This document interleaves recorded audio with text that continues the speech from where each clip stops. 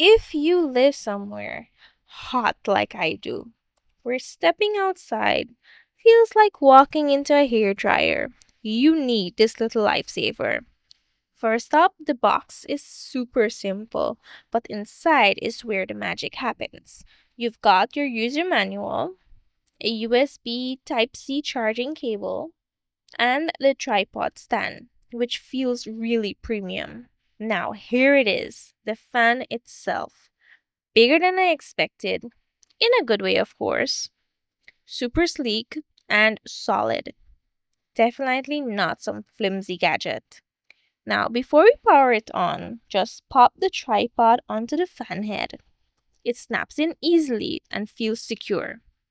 On top, you've got two buttons, one to turn it on and increase the speed, and one to decrease it. You press and hold to power it on or off. And hello, check this out. There is a digital display that shows your battery level, fan speed, which goes from 1 to 120, and even a little smiley face to keep things cheerful. But rest assured, after 5 minutes, the screen fades to save battery. Highly recommended for tropical climates, hot summers, and sweaty days where you just need a breeze you can count on. Stay cool out there.